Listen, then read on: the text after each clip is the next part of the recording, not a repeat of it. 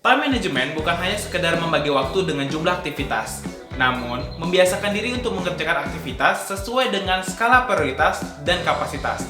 Halo, nama gue Rido Ratesa, alumni Teknik Industri 2016.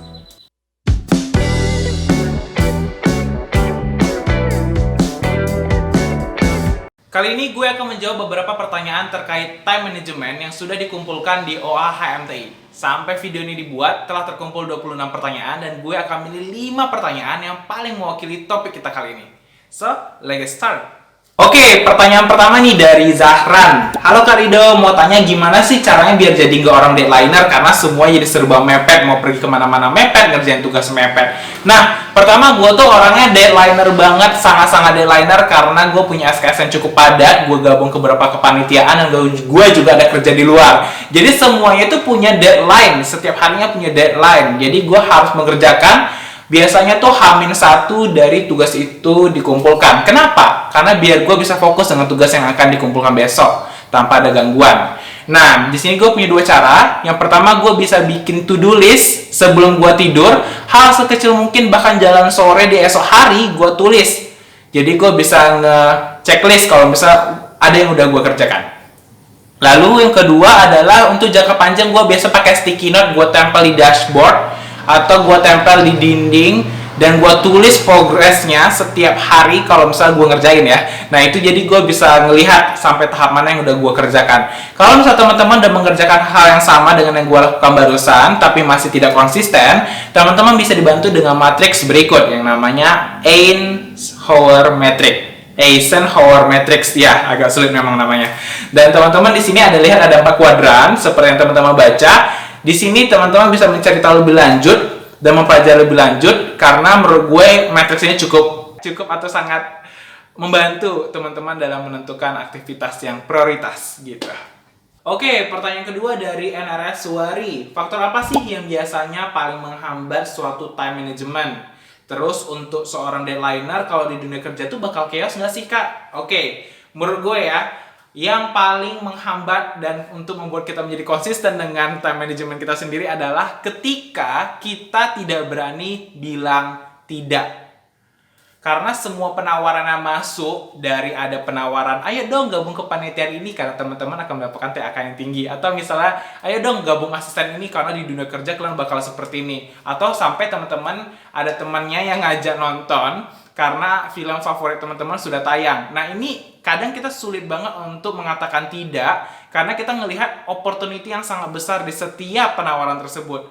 Namun teman-teman harus lihat lagi tujuan utama teman-teman itu apa. Kalau teman-teman bertujuan untuk berkuliah, maka kuliahlah yang menjadi fokus utama.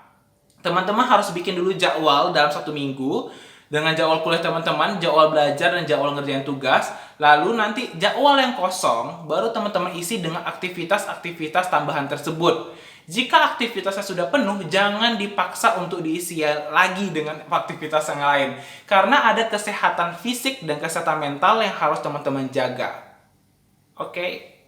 Lalu untuk deadlineer di dunia kerja ya, gue bikin sedikit bocoran, semua hal yang di dunia kerja, bahkan setiap harinya itu sebenarnya adalah deadline. Jadi teman-teman bakal dikerjakan tiap hari. Jadi sebenarnya menjadi deadlineer ataupun tidak menjadi deadlineer itu semua tergantung dari time management kita, gitu aja sih. Oke, ini pertanyaan ketiga nih dari AVCVN. Nah, teman-teman di sini gimana sih Kak biar time management tetap baik di saat lingkungan tidak mendukung? Atau ada nggak sih indikator untuk mempunyai time management yang baik dan tips untuk mencapai indikator tersebut? Nah teman-teman, hidup itu serba tidak pasti, banyak banget bakalan ada hal-hal yang bakal mengacaukan plan kita.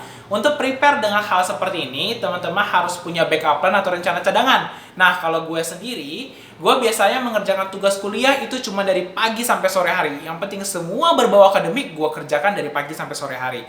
Dan kalau untuk malam harinya, gue ngapain? Gue untuk me time, organisasi, ngerjain tugas-tugas yang berbau dengan hal-hal yang tidak ada hubungan sama kuliah, gue kerjakan di malam hari.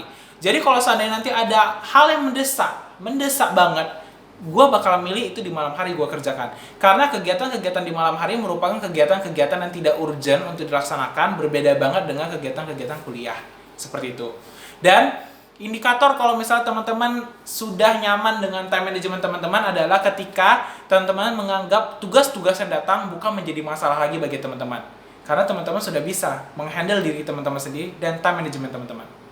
Oke, pertanyaan keempat dari Rizky Aditya. Karido mau nanya, Kak, apakah time management bisa menciptakan habit yang bagus atau justru habit yang bagus yang menciptakan time management yang bagus? Ini pertanyaannya kayak ayam dan telur, siapa yang lahir duluan. Nah, teman-teman di sini time management is the part of the habits. Jadi sebenarnya adalah kalau time management ini bisa menciptakan habit yang bagus atau bahkan habit yang bagus juga bisa menciptakan time management yang bagus. Jadi jalannya itu paralel, bakal menciptakan hal yang bersamaan karena mereka itu saling mempengaruhi sebenarnya. Jadi just choose one. Kamu mau habit yang bagus dulu atau time management yang bagus, yang mana nyaman sama kamu aja gitu. Oke, ini pertanyaan terakhir nih dari Sabila Ayu. Kak, apa sih yang kakak lakukan kalau lagi jenuh-jenuhnya sama semua kegiatan yang dilakukan?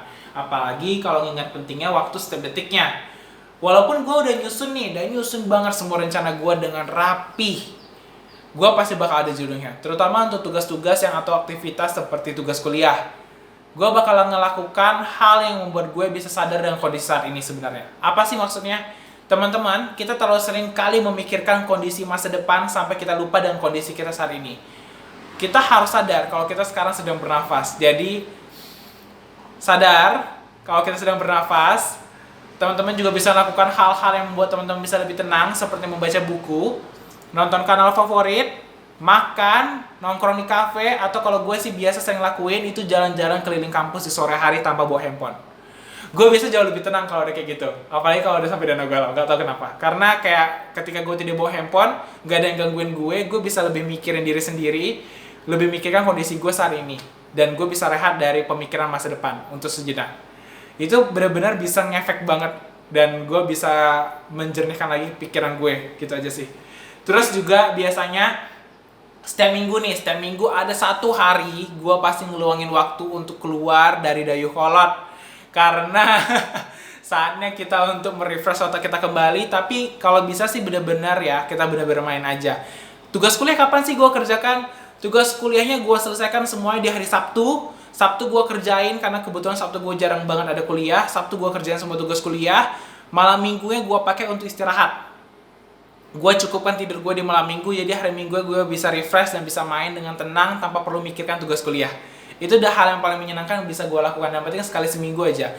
Gak mesti kalian harus main kemana ya, atau mau nge-mall terserah.